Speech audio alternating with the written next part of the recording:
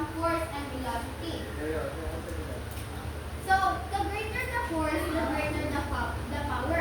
Even if ang velocity still stays the same, example ka na mag-push ko, kaya ako ang pag-spin ala stays the same, ang kaya na may greater force ana, it means na greater power gihapon. And also, pag greater velocity, is also equal to greater power. If ever gani nga, pas-pas ang ako pag-move sa object, pero hindi na kayo ang ako ang pag-push, it also ay naana na siya greater power. Kaya naana na siya relationship. So either force or velocity increases, the power will also be increases. So, and also, if ever said force and velocity will decrease, ang ako ang power will decrease. So, same na lang siya. So, magandang example. So, ang example is, a machine produces 60 watts of power while moving an object at a velocity of 3 meters per second. What force does the machine exert? So, di ba, notice nyo sa example, ang ikabayo kay ang okay, ipakita sa force. Okay. So, si force.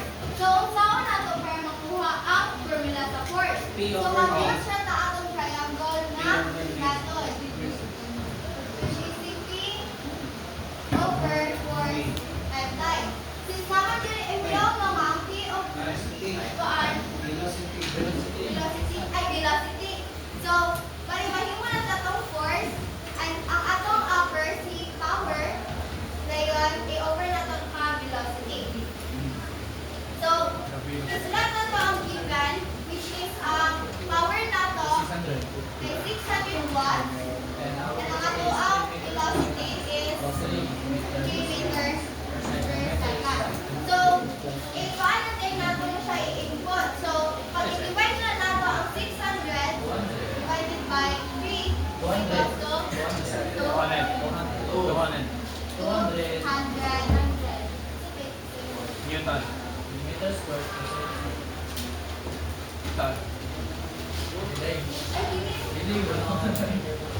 Kilogram times meter square.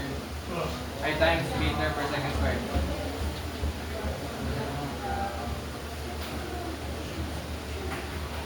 So, since divide mo siya, makancel na rin siya, and makancel. So, may mo siya of EJ meter per second square. So, mauna nga ito ang force na makuha. So, Ano na dyan pa ba yan?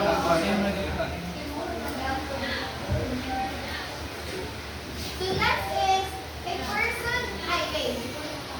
person pulls a box with a force of 100 Newton at a velocity of 4 meters per second.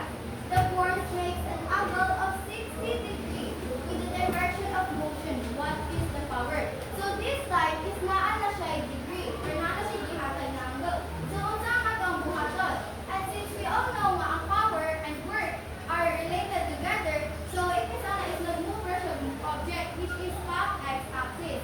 So ang atong formula na is mahimo ra siya og force times velocity cos theta. So mahimo ra ang ato ang kuan. Mahimo ra atong formula ana. So ang ipalitan nila is power. So atong i-substitute si force na which is 100 Newton. Then atong velocity na 4 meter per second. And lastly, ang ato ang angle na which is theta. So, unsa pila itong makuha? Ay, times, pila itong makuha? Everyone. 100. Erase niyo yung hand para na may sila sa point. Maan. Wala na. Erase naman yan. 200. Philosopher. 200 watts. So, mauna na ito makuha sa power. If ever pangayon ang, if ever ihatag ang degree. And if wala, if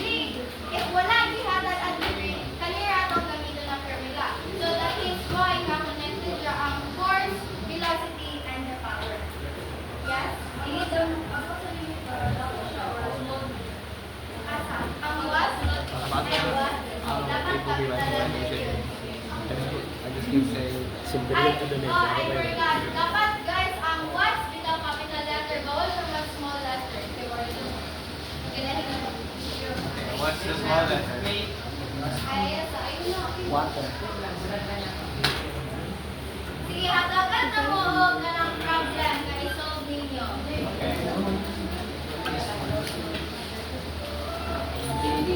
Like a big fire. Okay. There's angle. Hatagan, ay wait.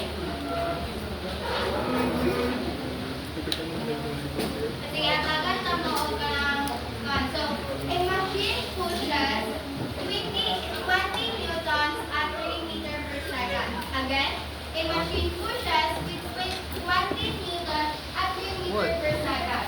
Using answer. Kato lang. Good. Again, a machine I don't understand that. pushes No. 20 newtons at 3 Laro meter ng per news second. camera. Using Oh. answer. 20, ay, sige na yun.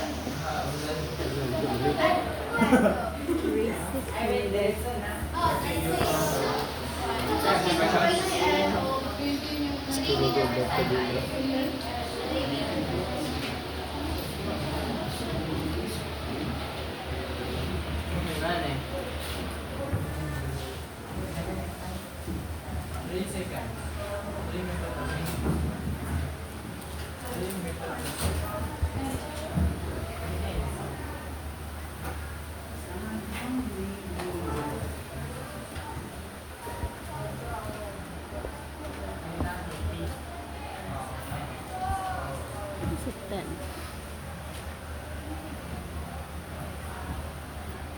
So again, gani, if naatay ka na greater na velocity, pero ang ato ang force is fixed constant, unsa ang atong power increases or decreases?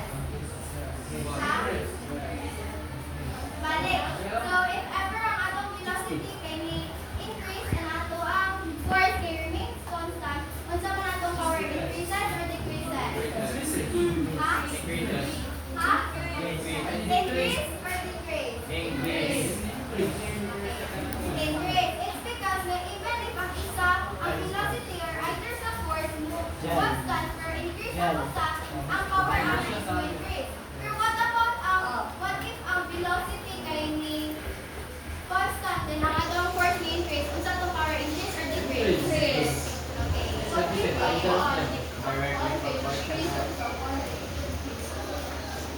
Actually, hindi mo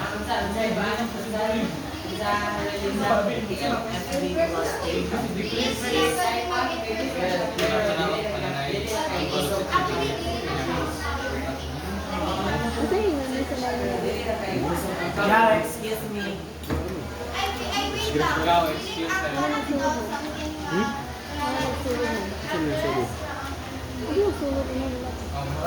Airplane.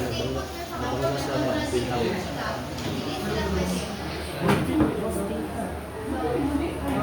So, isa lang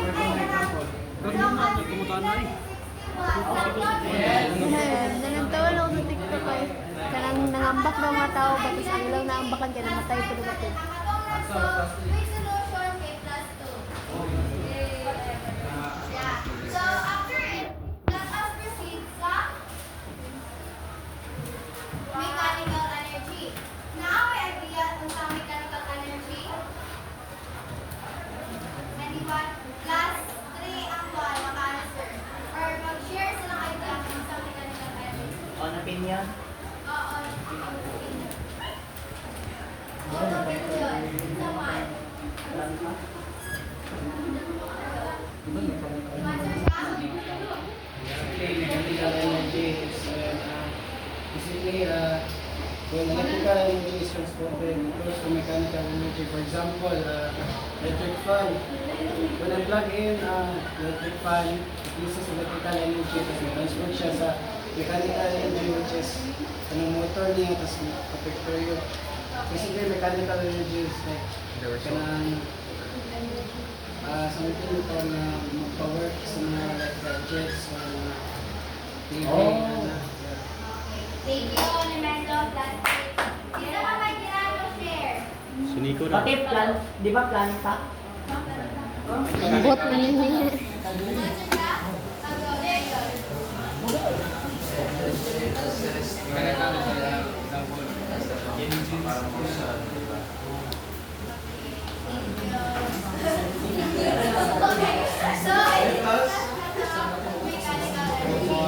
So before discussing kung saan exactly ang mechanical energy, ikuha na to how work changes energy. So work changes energy. Work, di ba? Work happens when a force causes an object to move from one work. So work can increase or decrease the energy of an object. So positive work adds energy while negative work removes energy. Example next. So example, lifting weights. So when you lift a weight upward, nandiyan upward force. So the weight moves upward. So that's your work. So the weight is potential energy.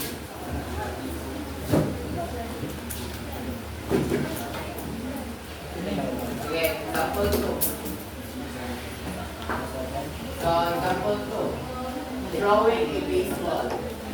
When a baseball is thrown, a force is applied to the ball. The ball accelerates, so na siya yung work. So the ball gains kinetic energy. So always remember, work can change energy of an object. So magdepende na ganyan siya sa work energy of an